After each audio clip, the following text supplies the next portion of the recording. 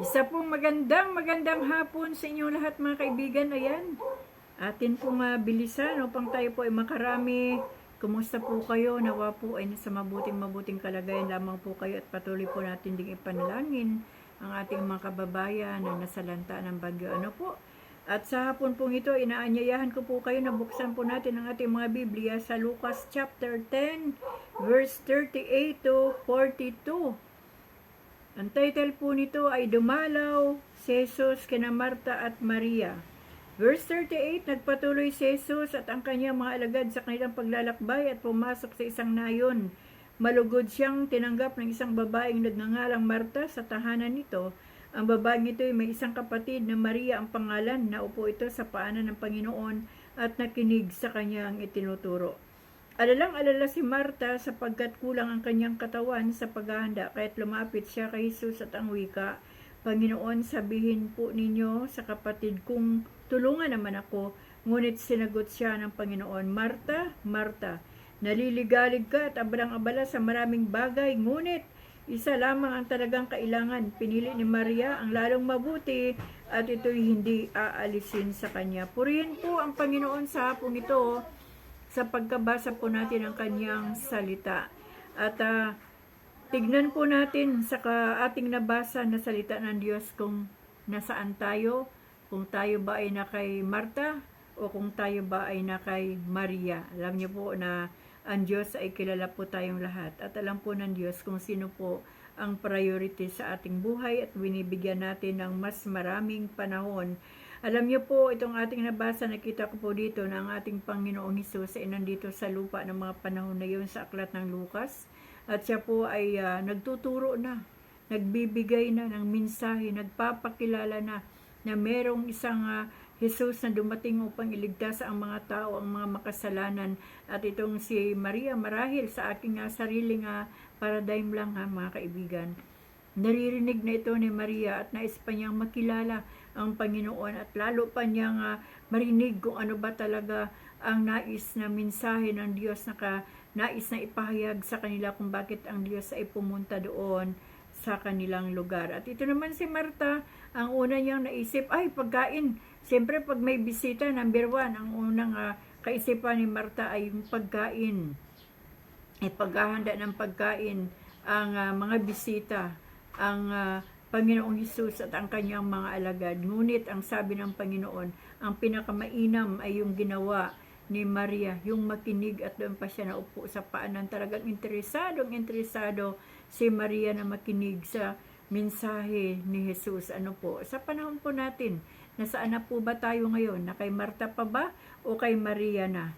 Dahil alam naman po natin sa panahon ito na abalang-abala din talaga, napakaraming mga tao na abalang-abala sa mga bagay na makalupa, ano po, maraming iniipon ng mga bagay, lahat ng material na nais na ipunin ng tao ay gusto talagang makamtan dito sa lupa. Ngunit alam niyo po mga kaibigan, hindi po yan ang mahalaga sa Panginoon. Ang mahalaga po ay ang kanyang mensahe na matutunan natin, marinig natin upang sa ganon, maintindihan natin at maunawaan talaga nating mabuti kung anong pinakamahalaga sa Panginoon. Hindi po titignan ng Diyos yung ating mga naipon ng mga material dito sa lupa, kundi ang titignan ng ating Diyos nasaan na tayo ngayon. Ano na ang ating relasyon sa Panginoon? Ano na ang ating pananampalataya sa Diyos? Ano na ang ating natutunan sa Panginoon? Kailangan po natin ang salita ng Diyos, mga kaibigan. Bakit? Lalo na po kapag may mga sitwasyon na pinapahintulutan ng Diyos sa buhay natin. Hindi na po tayo magtatanong, bakit Panginoon ginawa mo to? Bakit ito ay nangyari sa buhay namin? Kapag tayo po ay talagang nakakaunawa ng salita ng Diyos, mayroon mga bagay na pahintulutan ng Diyos sa buhay natin. Madali po natin itong maunawaan, madali nating matanggap. Bakit? Kasi yan ang niloob ng Diyos sa buhay natin. Kaya mga kaibigan, ang mensahe ng Diyos sa oras na ito ay para po sa ating lahat. Hindi lamang po para sa akin na ako ang nagbasa. Siyempre po unang-una sa akin at ito naman po inais kong ipahayag din sa inyo upang sa ganon maunawaan po natin ang mensahe ng Panginoon sa buhay natin sa araw na to. Nasaan na po ba tayo? Abalang-abala pa rin ba tayo sa mga bagay na makalupa? Ang dami pa rin ba nating pangarap para sa ating mga sarili, para sa ating mga apo, lalo na po, ako po ay lula na, ano po, siyempre, tapos na tayo sa maraming mga bagay o obligasyon at responsibilidad sa ating mga pamilya at sa panahong ito na tayo po ay mga senior citizen, nangangarap pa rin po ba tayo ng maraming mga bahay, maraming sasakyan, maraming pera? Baka naman po nangangarap pa tayo, baka po datnan tayo ng Panginoon na nangangarap pa ng maraming bagay, abalang-abala pa, nakagaya ni Marta sa maraming bagay na makalupa at nakakaligtaan natin ang mga bagay na makalangit. Mga kaibigan ko, mga kababayan ko, alam niyo po, mga kaibigan ko, nasa huling araw na po tayo. Ako, tingin ko talaga, para lang sa aking sariling kaisipan, dahil sa pagbabasa ko ng salita ng Diyos, sabi ng Panginoon, darating na ako. So, kapag sinabi ng Panginoon sa last revelation o sa kanyang pahayag na darating na siya, ito pa ba ay panahon ng labis-labis o sobra-sobrang paghahanap buhay o pag-iisip o paggawa ng mga kaparaanan para yumaman pa tayo sa mundong ito? Alam niyo po, ang pinakamasarap na buhay sa mundong ito ay yung kung ano yung ibinigay ng Diyos sa araw na ito ay kontento tayo, pinapasalamatan natin ang Panginoon, gaano man yan kakaunti, gaano man yan kasarap o medyo masarap-sarap lang, yan po ay biyaya ng Diyos. Dapat po tayo makontento at pasalamatan natin ang Panginoon, kasi kung atin pong isasama pa ang araw ng Linggo, Lunes, Martes, mahirapan po tayo, hindi po natin ma-appreciate. Kaya kung kailangan po kung ano lang po yung ibinigay ng Diyos para sa araw na ito, yan na po, dyan na po tayo magpasalamat at makontento at ibigay na po natin.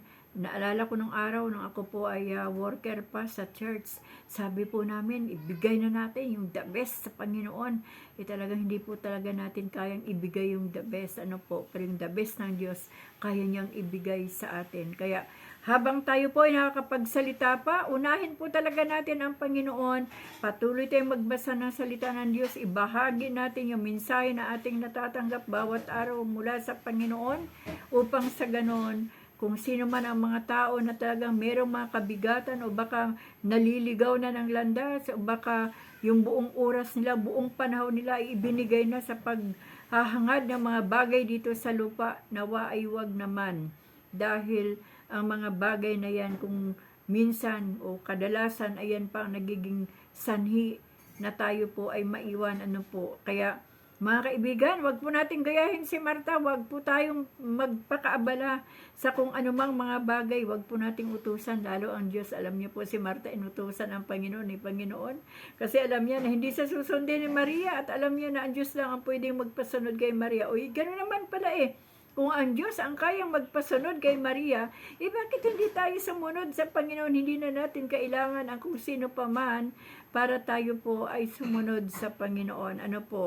Kaya wag po nating utusan ang Diyos, hayaan yung tayo ang utusan ng Diyos, at hayaan nating tanungin ang Diyos, Lord, sa panahong ito, ano pa ba ang pwede kong magawa para sa iyo?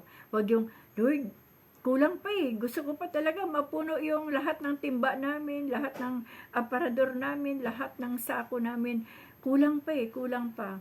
Pero alam niyo po, tandaan natin, ang lahat ng bagay na ating natika dito sa lupa, ay dito lang po yan sa lupa. Pero yung mensahe ng Diyos na nais niyang iparating kay Maria at sa lahat ng mga nakikinig ay buhay na walang hanggan at kaligtasan. Para po natin maunawaan ang salita ng Diyos, basahin po natin ito upang sa ganoon makilala natin ang Panginoon at panghawakan natin ang kanyang salita na meron palang buhay na walang hanggan at kaligtasan.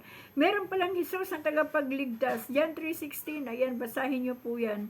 At gayon na lamang ang pag-ibig ng Diyos sa buhay nating lahat. Kaya nga po may mensahe, kaya nga po may salita, upang matutunan natin ang tama at makilala pa natin lalo ang Panginoon. Mga kaibigan, kapag hindi po tayo abala sa salita ng Diyos, hindi po natin siya makikilala. Ngunit kung tayo po ay inuuna natin ang salita ng Diyos, ang kaharian ng Panginoon at ang kanyang katuwiran, tiyak po magpapakilala ang Panginoon sa atin sa pamagitan ng kanyang salita. Kaya napakahalaga po ang salita ng Diyos na ating marinig upang tayo po ay matuto, upang makilala po natin ang Panginoon, upang matanggap natin at maranasan ang kaligtasan at buhay na walang hanggan. At wala pong ibang tagapagligtas kundi ang ating Panginoong Hesus lamang. Siya lamang ang daan patungo sa kaligtasan at buhay na walang hanggan. Amen.